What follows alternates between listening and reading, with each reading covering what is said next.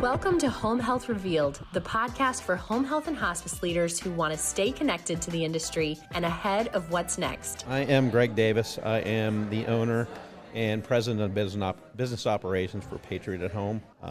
We are a skilled home health and hospice company. We've been on the market for 14 years.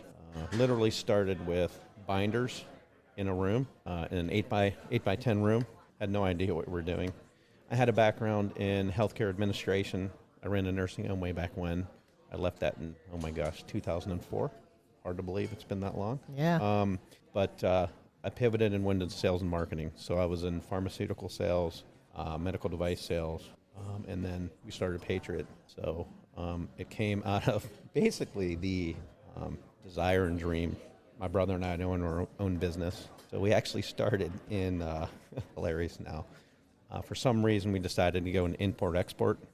So dumb. I read this book on China. I think it was called China Inc.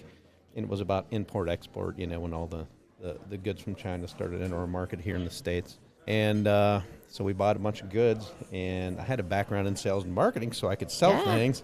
And didn't really work out as I had planned. However, when they say this in business, every failure you learn a ton. Yep. And we did. And we kind of took that knowledge and the failure and pivoted. And then I'm an RN, and he's a PT. Had a background in home health. I'd done home health. My wife was working in home health too. So why didn't you just do that from the beginning? I don't know. But we ended up starting Patriot in 2014. Or 2011 is when we filled out the 855. In 2012, we were billable and just started to scale and build infrastructure. We were doubling the size of the business for a while. So it's been a great ride. It's been fun. And as we were talking about before we got on mic, we have a large presence in Northeast Ohio. Yes. And we acquired an agency in the southwest part of the state a little over a year ago. So we're in Cincinnati, moving up through Dayton. And then, as we discussed, looking at, we've taken a look at our leadership structure. We revised that. All the owners are on a board of directors now. We have Kevin Root, who's our COO. And then we have an executive vice president, Jody McHenry, and then her team. And we're really, and interestingly at this conference, starting to really think about using technology more, AI more, as it relates to quality, making our clinicians' visits better and easier for them with ambient documentation, which we're using now, which is awesome. It's actually working really well. Good. Everything down to, looking at our non-clinical infrastructure. We built so fast and scaled so fast. It was like just starting to hammer up 2x4s, and now we're like, okay, let's take a breath. Let's figure out how many people do we actually need in the back office to do X, Y, or Z task. And then once we can figure out the secret sauce on that, we're hoping by the end of this year, then we'll start looking at the next thing. But it's been a wild ride, but it's been fun. It's very engaging. My role has changed 15 times, literally since we started in the very beginning. So it is true what they say. An entrepreneur, you have to have fortitude. Just because you're going to make mistakes every day. You're going to do stupid things every day. You just need to push through those stupid things, learn, don't make those mistakes, and just keep marching forward. So when you say new things next year, is that new acquisitions? What does that mean for you? I'm not sure yet. We're actually, Kevin, the COO, and I are actually going through our 5 to 10 year plan now. What does that look like? It's going to be fluid, obviously. Yeah. What we learned with acquisitions is we didn't know what we were doing. It was our first one. That's the best way to go about it. Right. It's like fire, ready, aim, know. Anyway, so the acquisition kind of fell in our lap. Long story. Fell in our lap. We evaluated it. Due diligence. We had to have the acquisition inked within 60 days, which in the acquisition world is really fast. That's a speedy acquisition. But they were losing a lot of money, so they wanted out quick. So it was like 60 days, take it or leave it. It ended up, they were in pretty good shape financially. They were losing a lot of money. Right to your thing, huge AR problems. It was all billing, like they had good referral networks, good growth. It's just they did not know how to bill and do the auths and all that legwork. So we got in there, and we like to say we patriotized all that stuff pretty quick. We had them in the black within 60 days after we took over. That's a great success story. Yeah, we have a great team, and as an owner, it was really cool to see all your leaders step up, go to Cincinnati, train the new team, and really own that. But we made a lot of mistakes too, but we learned from those. So in answer to your question, in a very long-winded way, I'm not sure, because we've started things and we've acquired things now. There's pros and cons to each. When you start the thing, you make the thing in your image. Yep. That's pretty cool. But it is expensive. I mean, people think acquisitions are expensive. Starting things are expensive too. Yeah. We started a hospice 4 or 5 years ago, and we had a lot of money in that, starting that thing. If you can get acquisitions at the right price, they make a lot of sense. It's just that a lot of times you have to rip down infrastructure and rebuild it, which is no easy task when you're dealing with people. Yeah, because you're changing behaviors, 100%. habits. Yeah. And when it's things like billing from the front end, even with those eligibilities and auths, if you can come in quickly like you did and quote unquote patriotize it, then yeah, I would say that's a huge win, especially if the agency has a good reputation. They do have good referral sources. Those referral sources don't know one way or another if you're getting paid well for those things, but that's what creates the sustainability for the business. So you may have just struck a good... I hope so. It's having referral sources in a book of business is a good thing, but it's all predicated upon what your reputation is in the community too. Yeah. I mean, you can't ever forget that. What's the perception in the community of what you're doing currently with this organization? And not that that's insurmountable. You can certainly change that and rebrand and all that good stuff, which we're in the midst of doing too. We didn't have a bad reputation in the community is not what I'm saying, but it's certainly something to consider. And Patriot does have a good reputation, so why not make it a part of the Patriot fam? We certainly try. Yeah. Well, you and your brother have a lot of grit. That is what I say. I think about when I talk to you. It's that willingness to figure it out. Try again. Yeah. Which is, I think, we're in a world where you have access to information, you have access to a lot of things. The more and more I admire people who take the information or take the opportunity and do something about it. Yeah.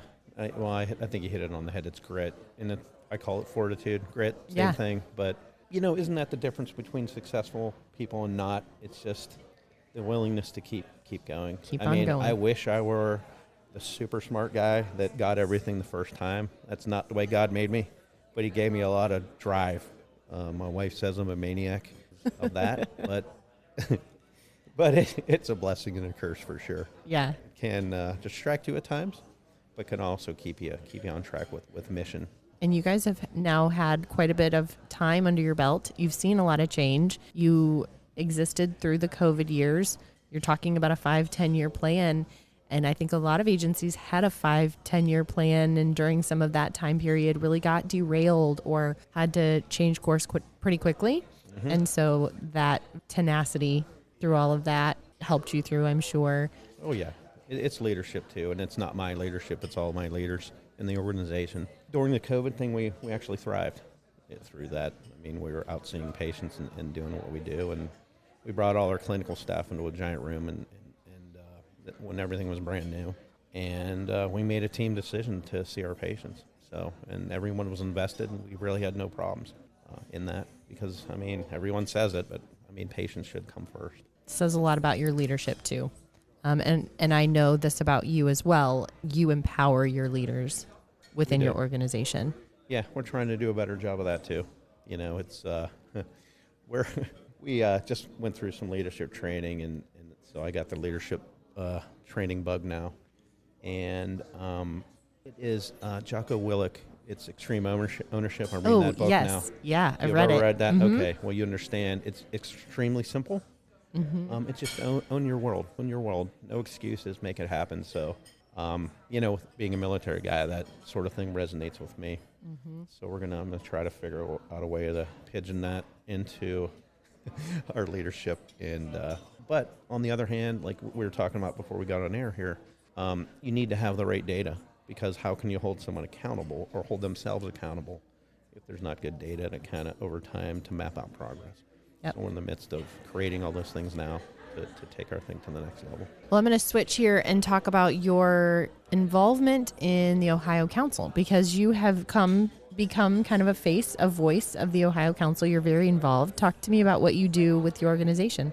Well, so I came many moons ago. I was in the nursing home industry, and I was a part of the Georgia Healthcare Association. I was down in Atlanta. Okay. And I learned the power of trade associations. I'm kind of a social guy. Yes. So I see the power of networking. Yeah. Meeting people like you, learning from you, and beyond.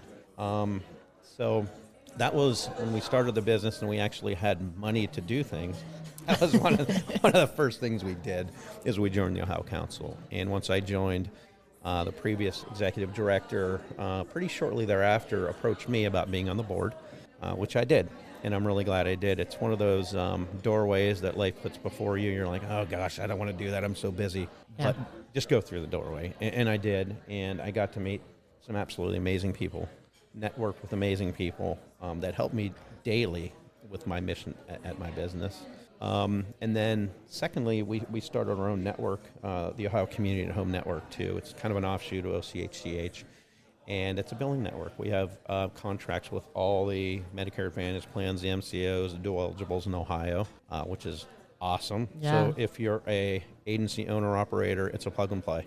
If you plug into us, it's a nominal price relative to the value that you get.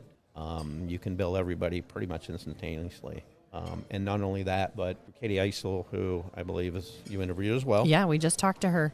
Okay, I know she sounded really smart and said smart things. She's very smart, and she is at your fingertips. And I can tell you, I say this all the time, we used to have revenue cycle hiccups for this reason or that reason, and you understand those in your line of work. Medicare Advantage changes this thing, and they didn't tell anybody, and you have problems. Well, it used to be that it might be 3 months before we got paid from just, I'm not going to name any names, but sure. But plug in whichever one you like. And we had one of those situations a couple years back, and whereas before it would have been months before we got paid. Called Katie. Mm-hmm. Interestingly, other members of OCHN have already reported that information to her as well. She made a few calls, and I was getting paid in like 3 days. Yep, that's the power of it. Oh my gosh, it is amazing. It's like the Wizard of Oz pulling the curtain back, and like, oh, there you are. Oh, there's Katie Eisel. There's Katie. Right. She's the one doing it. Yeah. So it's amazing. So that is a plug. So yeah. You should join OCHN. It's amazing. So. Yeah.